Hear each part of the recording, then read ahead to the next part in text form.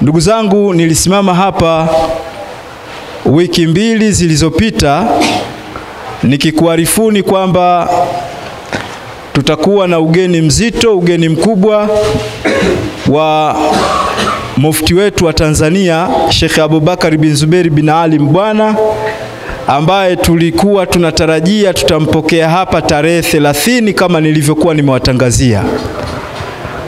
Narudi kwenu tena kuwakumbusha, lakini pia kuwapa taarifa kwamba ziara ile ipo, lakini tarehe imebadilika.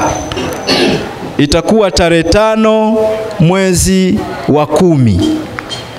Tarehe 5 mwezi wa 10 tunatarajia kumpokea mufti wetu wa Tanzania katika mkoa wetu. Na tunasema hivi mapema kwa sababu tuliwasihi Waislamu kujitokeza kwa wingi kuja kumpokea mufti wetu.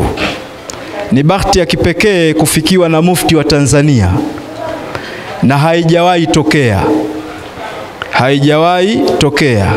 Kwa hiyo kama Waislamu na wananchi wote wa mkoa wa Katavi tunakaribishwa kwenda kumpokea mufti wetu. Ataingia majira ya saa 2:45 asubuhi. Kwa hiyo sisi tutakuwa uwanja wa ndege wa Mpanda, tutakuwepo pale kuanzia saa 1:30 asubuhi.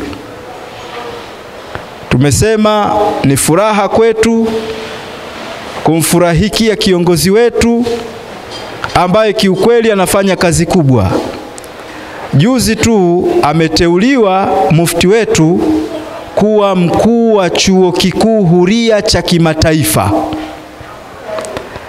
Na sababu iliyomfanya aakhirishe safari yake hiyo ya tarehe 30 ni kwa kuwa makamu wake ambaye anatokea Gambia atamtembelea Tanzania.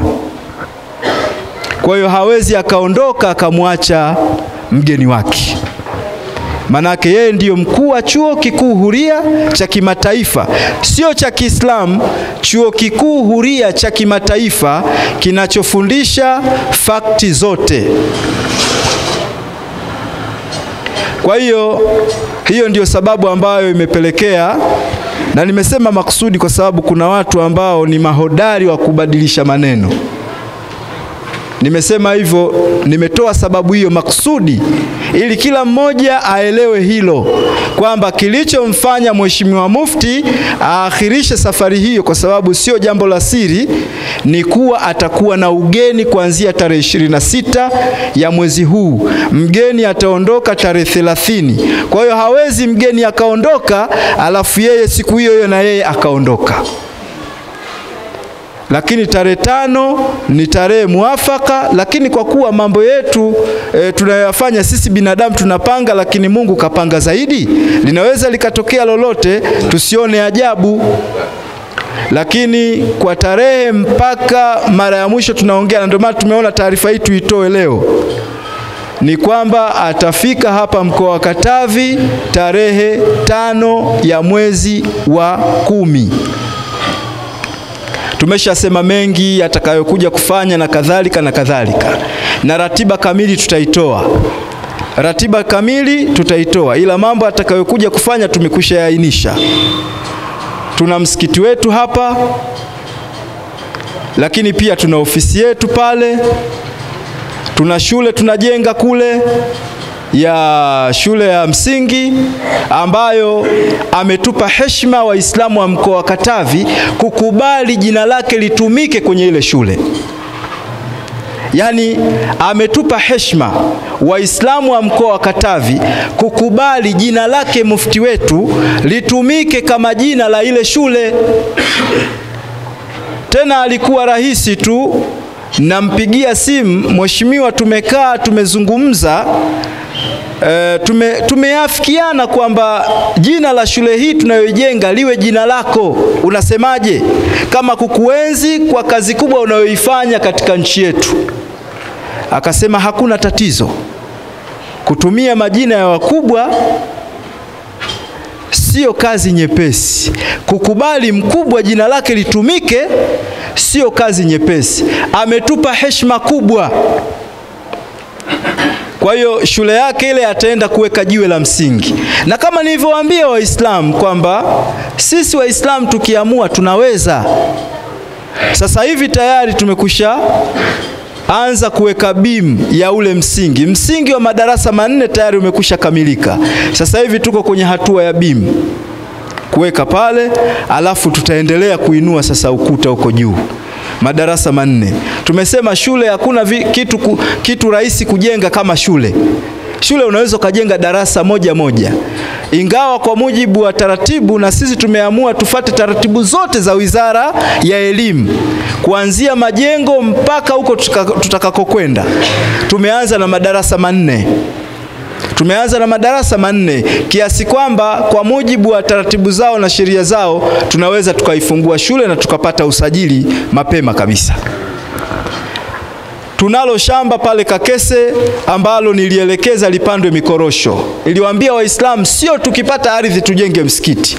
Lazima tuangalie mahitaji. Tuwe na vipaumbele. Hivi hapa kujenga msikiti inawezekana? Unakuta msikiti huko mtaa wa pili pale, msikiti mwingine huko hapa. Adhana ikitoka hapa, huku anatoa mawaidha na msikiti mwingine huku anatoa mawaidha. Lazima uangalie idadi ya watu pale, Waislamu walioko pale ni wangapi, wanahitaji msikiti. Kwa hiyo waumini wa Kakese walipopata kiwanja ati tunajenga msikiti, nikamwambia usijengwe msikiti hapo.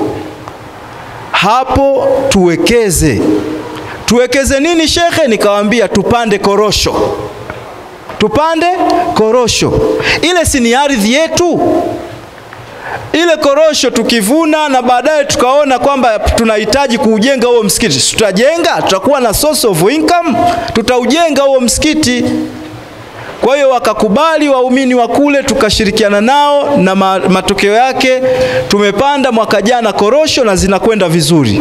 Kwa hiyo mufti wetu atatembelea pia hilo shamba la korosho ili kwenda kulikagua. Kama mnavyofahamu, mufti wetu ana hamu kubwa ya kuona uchumi wa Waislamu na Muislamu mmoja mmoja vinapaa, vinakwenda juu. Kwa hiyo itakuwepo hilo na mengine inshallah, nafikiri tutaendelea kufahamishana. Kwa hiyo baada ya hayo naomba tujitokeze kwa wingi. Naomba tujitokeze kwa wingi, akina baba kwa akina mama. Tujitokeze kwa wingi. Alhamdulillah, nashukuru kwa taarifa nilionayo mpaka sasa hivi watu wameitikia sana. Labda haya mabadiliko ya tarehe, lakini watu wameitikia sana na nafikiri wataitikia pia sana, na mufti wetu atapokelewa vizuri.